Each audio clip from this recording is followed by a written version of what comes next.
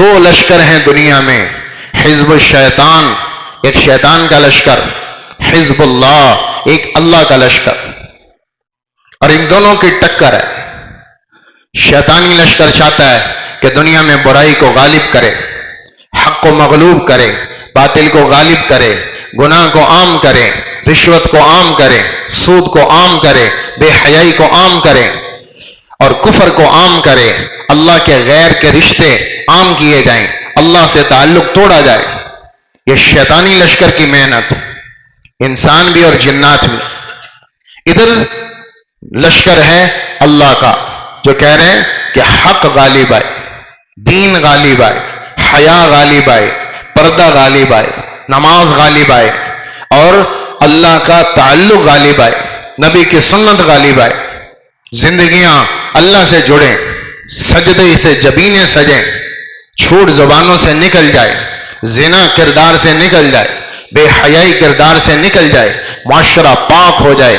ایک لشکر اللہ کا ہے، ایک لشکر شیطان کا ہے، دونوں کا مقابلہ چل رہا ہے، اور کبھی یہ غالب آتا ہے، کبھی یہ غالب آتا ہے۔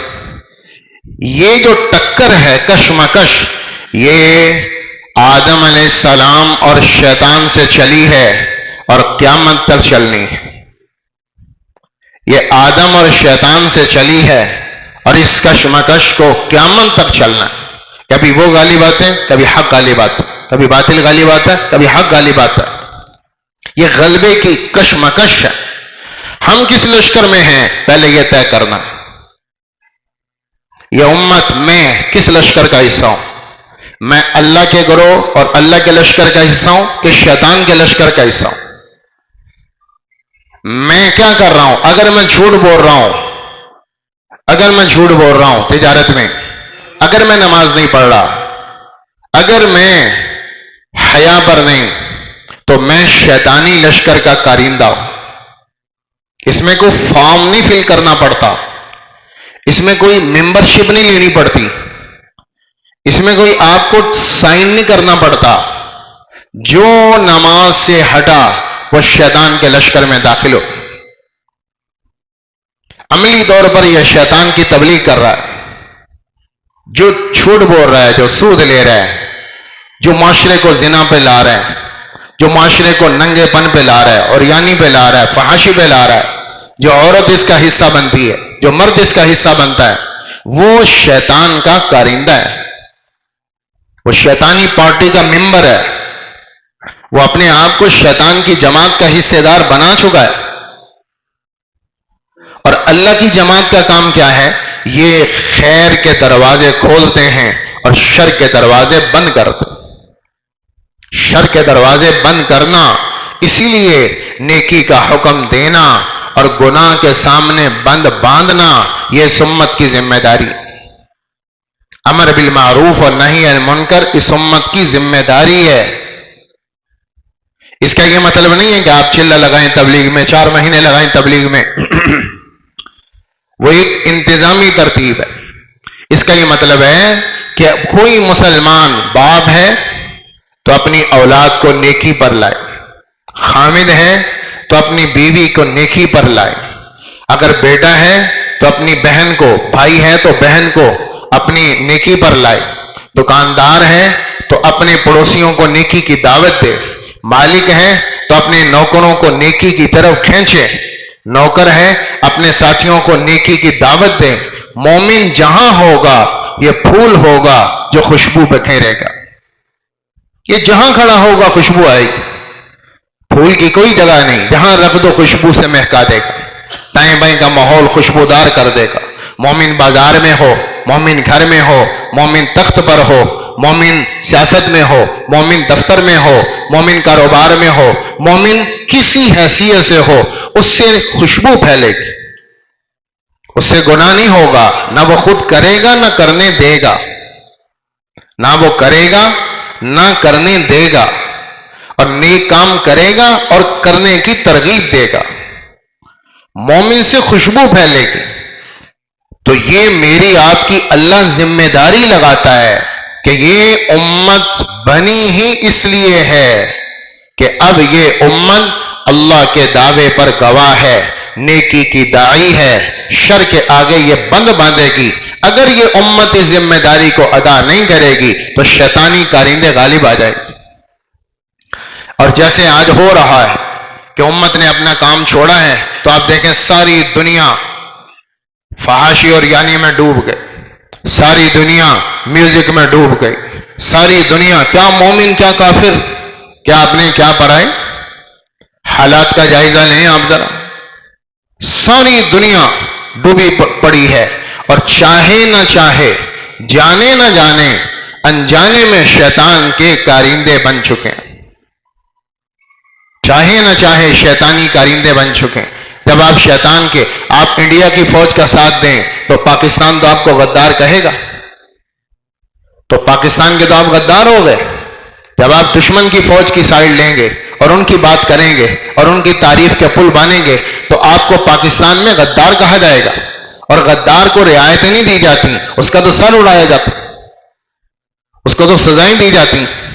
تو ہم کہیں کہ ہم اللہ کے لشکر میں ہیں، لیکن جانے نہ جانے میں ہم طرفداری کر رہے ہیں شیطانی لشکر کی اور اس کی حمایت کر رہے ہیں، تو ہم تو ادھر غداری کر رہے ہیں، ہماری پوزیشن غداری والی ہے۔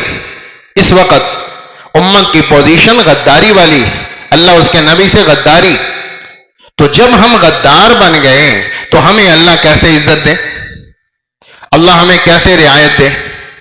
غدار کا قانون ہی نہیں ہے، غداری معاف نہیں ہوتی، تو ہم بن گئے غدار۔ ایک مسجد بنائی گئی، آپ تبوک کی تیاری فرما رہے تھے، غزوہ تبوک، یہ پہلی ٹکر تھی جو عرب سے باہر تھی۔ ابھی تک جتنی لڑائیاں ہوئی، بدر میں، احد میں، خندق میں، چھوٹے چھوٹے سرایا ہوئے، یہ عرب کی عرب سے لڑائی تھی، تو طاقت کا توازن دونوں طرف برابر تھا۔ پہلی لڑائی تھی تبوک کے، آپ کی لڑائی تھی شاہ روم کے ساتھ، تو طاقت کا کوئی توازن نہیں، وہ دنیا کے سپر پاور، اور عرب بیچارے صحراؤں کے رہنے والے۔ تو مکہ کے مشرک بڑے خوش تھے کہ اللہ کے نبی کو رون کے رکھ دیں گے، کیونکہ وہ تو بہت بڑی طاقت ہے، تو یہ تو ان کو رون کے رکھ دیں گے۔ تو ادھر چل رہی تبوک کی تیاری، ادھر بیچ میں غدار بھی سرگرم ہے۔ غدار انہوں نے کیا کیا، غداری کا ایک مرکز بنایا، مدینے میں ایک مرکز پوائنٹ بنایا جہاں سے شاہ روم کے قاصد آئیں گے، اور یہاں سے خفیہ جاسوسی کی خبریں جائیں گی، اور وہاں سے خبریں آئیں گی، شاہ روم کے ساتھ الیک سلیک چلے گی۔ لیکن ہم مدینے میں غداری کا پوائنٹ بنائیں کیسے؟ تو انہوں نے مسجد کے نام سے پوائنٹ بنایا، مسجد کے نام سے، کہ ہم ایک مسجد بناتے ہیں۔ ایک مسجد بنائی اور سارے منافق اس مسجد میں جمع ہو گئے۔ مقصود مسجد نہیں تھی، مقصود غداری تھی، اور شاہ روم کو اطلاع دینا تھا اندر کے حالات کی۔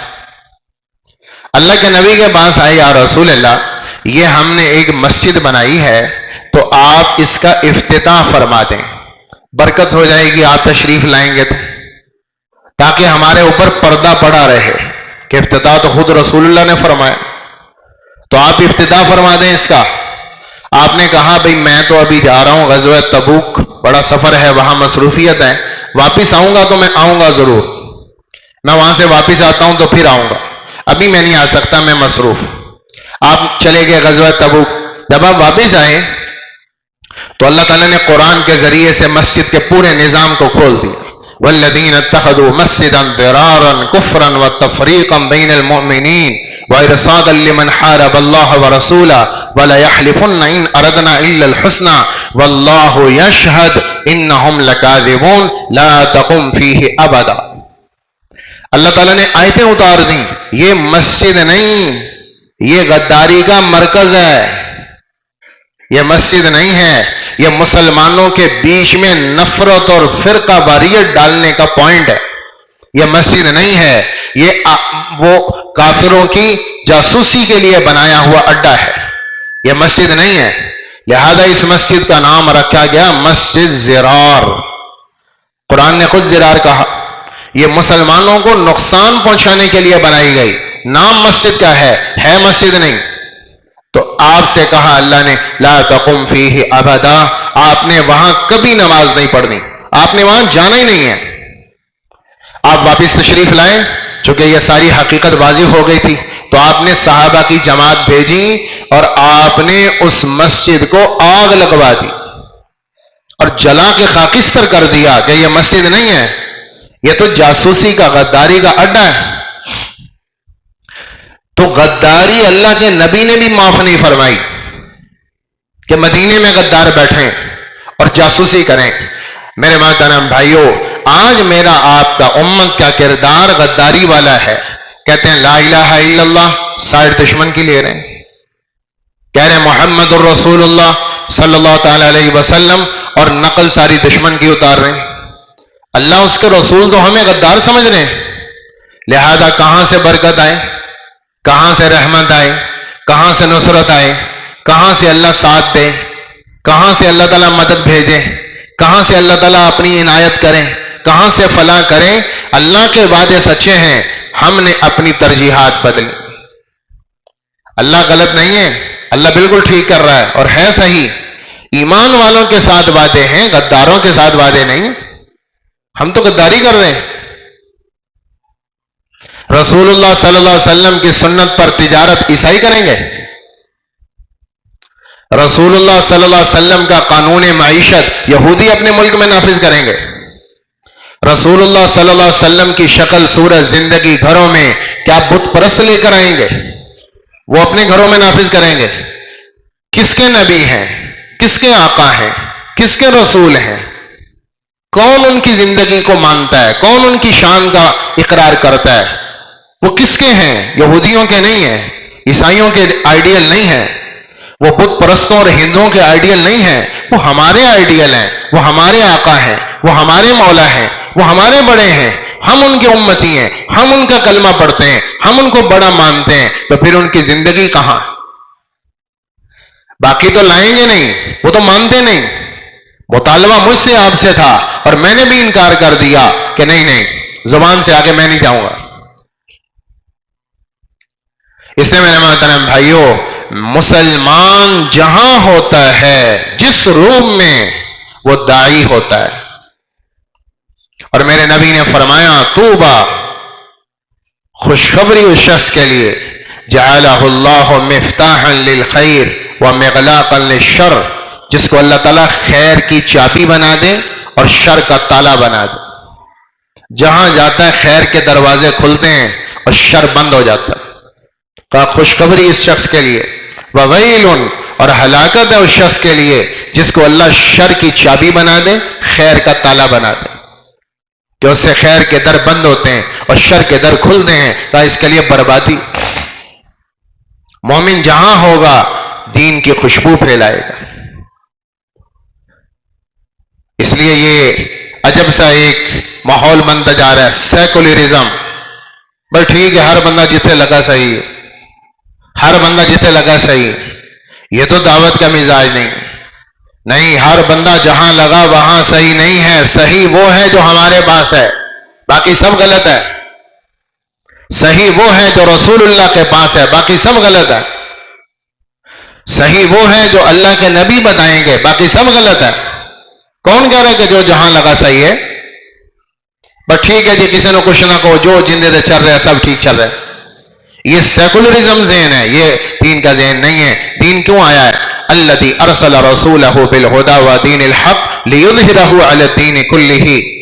دین اس لیے آیا ہے کہ ہم نے اپنا نبی بھیجا کہ اس نبی کے ذریعے سے دین باقی سارے نظاموں پہ غالب آ جائے، سارے نظام ختم ہو جائیں، یہ غالب آ جائے. ہم نے اس لیے بھیجا. یہ نہیں کہ وہ بھی ٹھیک کر رہے ہیں، آپ بھی ٹھیک کر رہے ہیں، عیسائی بھی ٹھیک کر رہے ہیں، یہودی بھی ٹھیک کر رہے ہیں، جو جہاں لگا سب ٹھیک چل رہے ہیں. یہ سیکولرزم ذہن ہے. یہ ایسا نہیں ہے. حق ایک ہوتا ہے، باطل کی شکلیں بہت ہیں. حق کی شکل ایک ہے،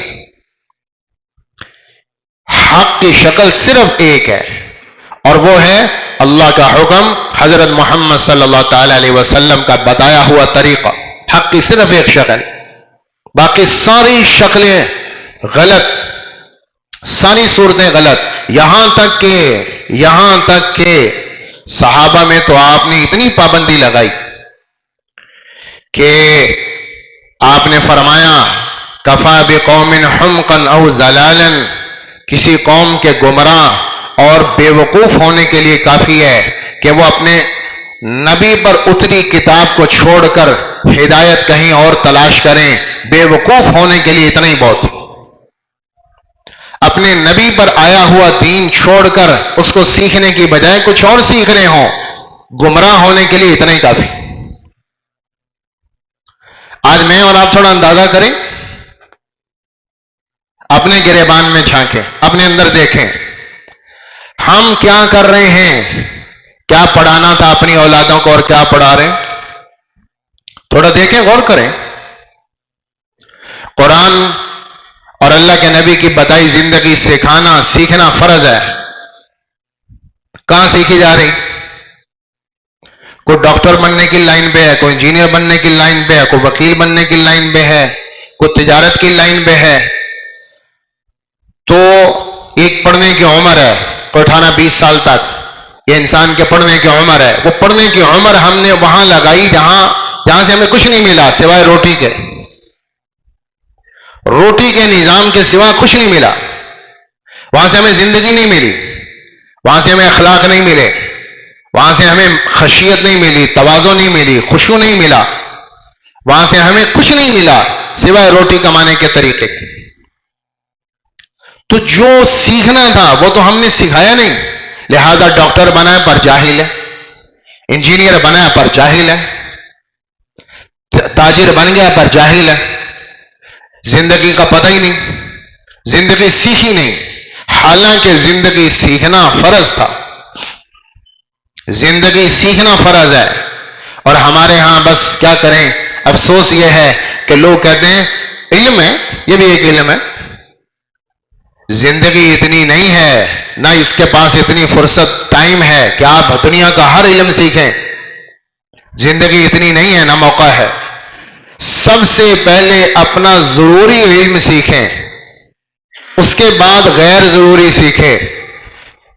ہمارے نبی نے صرف علم نہیں بتایا بلکہ دعا فرمائی ہے علم نافع کی. اے اللہ مجھے علم نافع دے اور علم غیر نافع سے بچا لے، کہیں میں عمر ضائع نہ کر بیٹھوں کہ علم سمجھ کے لگا رہوں اور زندگی میں نفع کچھ بھی نہ ہو اور ٹائم ضائع ہو جائے.